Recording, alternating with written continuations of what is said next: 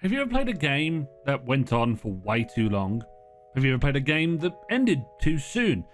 Do you ever feel like you've got the most value out of a game once you've completed it? Traditionally, we looked at value as time versus money. But over the years, as games have changed, many have become bloated to offset the rise of prices, making it harder to finish these longer games, which has led to a shift in psychology to how much value we get from a game. So does the answer lie in finding the right game length for us? But more importantly, does the perfect game length actually exist? That's what I want to discuss in today's video. For a huge part of my life, I've lived by the well-known $1 per hour rule. If you spend $50, you get 50 hours of gameplay. Easy to understand, right? But under that logic, a tight, well-placed game like Resident Evil or Dishonored would be considered bad value because they only offer 12 to 15 hours worth of content. This logic worked in the early 2000s when games were cheaper, but in 2026, prices are ballooning past $70 at a minimum. We're all searching for that value when we put down that kind of cheddar on a game. The problem is, developers and publishers know that we think this way. They know we want value. So what do? They fill their games to the brim with things to do. I do ask, is any of this content actually good though? Or is it just there to take up my time? Ubisoft would always stand out in these conversations because how many times have you opened up the map of one of their games and been flashbanged by map markers and tasks? I feel like I'm obligated to go and clear everything just out of own principle. But once again, I ask, is this content actually good? Or am I just playing it to fulfill that valued obligation? Now, I do need to be a little bit fair. There are games that are 100% worth the price tag because they have content that is worth playing for 60, 70, or even 100 hours plus. Baldur's Gate 3, Red Dead Redemption 2, Cyberpunk, Skyrim. These games are long, but they are not padded with extra fluff. They are long because they are dense with quality. Take Expedition 33 as another great example. I sunk 55 hours into that game last year, and I was surprised upon checking my completion time because nothing felt forced. The game convinced me to get lost in its world and stay immersed. What this points to, and the direction I've been heading to towards a long time, is I don't want games to have more hours. I want the hours to be better. The age-old quality over quantity rings true here, but honestly, I don't think it's just games being bloated or how much they cost that is causing an issue here. I think there's a psychological element that plays a factor in why we find it harder to finish longer games. There are a few psychological factors at play about how we use our time, and they can affect on how we play and enjoy games. The most obvious is our attention span. We live in a time where our phones have trained us to crave this short bursts of dopamine. If something isn't given to us in 30 seconds or less, our attention starts to drift towards the next hit. It's certainly affected my ability to play longer games and even experiencing things that are a slower burn. This isn't just a me thing though. I think this is a societal thing as well. We collectively have shorter attention spans in my opinion. Then we have the age factor. I think that as we get older, our responsibilities stack up, you have less time, but it's not just less time to be able to commit to things you want to enjoy. We also just have less mental bandwidth at the end of the day. Mental bandwidth, for those that don't know, describes your cognitive capacity or your executive function. It basically is your ability to exert mental effort on specific tasks. So when it comes to playing games, you can see where we might run into a couple of issues. Most people may get 2 to 5 hours a day to play games at most, so then you have to decide if you want to dedicate a big amount of mental energy towards that game. It could be learning a complex combat system or playing a really slow burn story game that you have to empathize with and understand. This is why most people decide to engage with gaming junk food like games, such as Call of Duty, that require limited brain power. It's easy to turn your brain off when playing these games and not have to really focus that much for a couple of hours.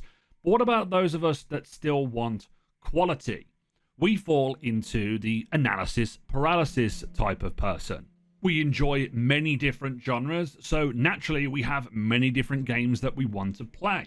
We then end up staring at our libraries, knowing that we have 5 or 6 games in our backlog that we can start, but it feels demotivating and heavy to have to restart games or not be as interested in whatever we want to play.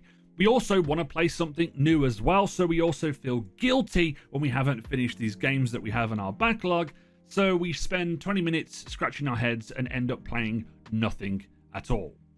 This is where I've actually found some form of solution to this problem. Roguelites. I've started recommending these more to my friends who feel this way, and I also extend that to you if you haven't played them before. Games like Hades, Balatro, Ball X-Pit, they respect your time in a unique way and satisfy that need to be able to play something. They offer small time commitments. Your runs may take anywhere from 10 to 30 minutes, but you can make progress in both the short term and towards the larger game systems over time. You can get that sense of accomplishment without needing to do a complex plot or relearn everything after a period of time. They are literally pick up and play. When I was younger, I didn't really understand this gameplay loop.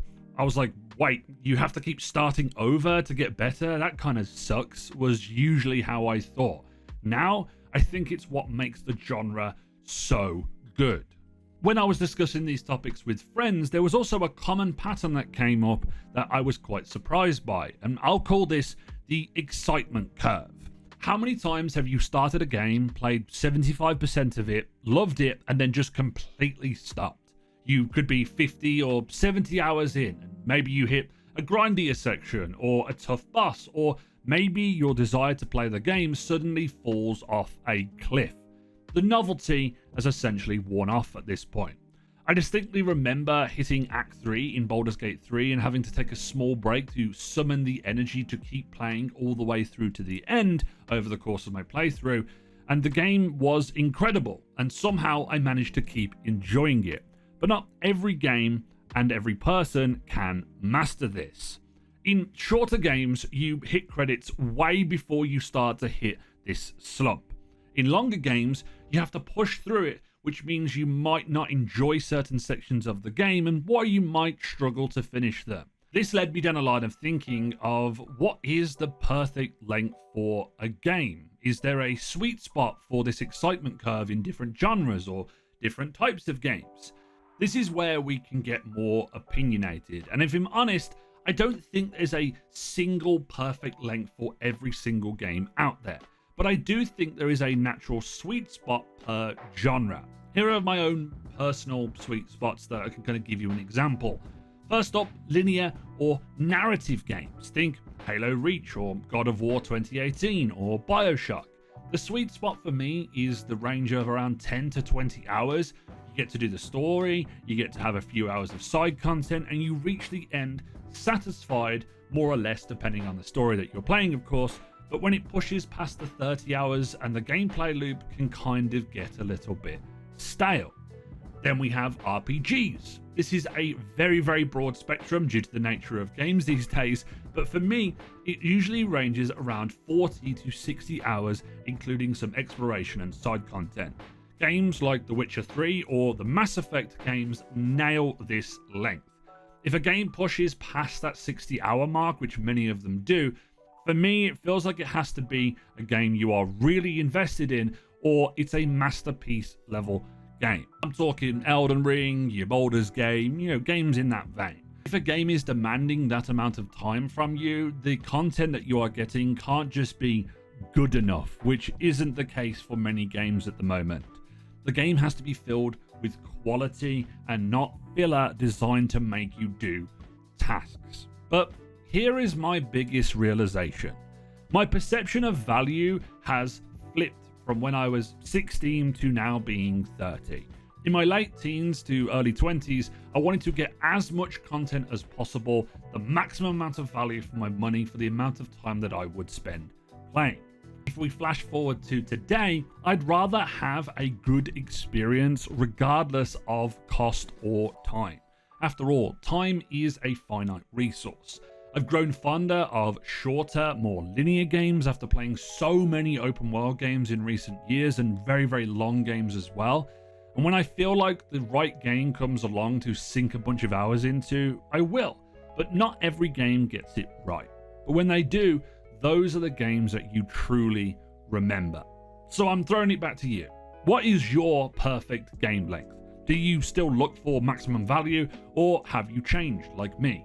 Let me know in the comment section, as I generally like to see people's opinions on this. And if you want to go and check out previous videos that I've made on the channel touching on some different topics, then please do so on the outro of this video. And as you've enjoyed this video, please leave a like on it and subscribe as always. And this has been It's Jimbo, and I'll see you guys next time.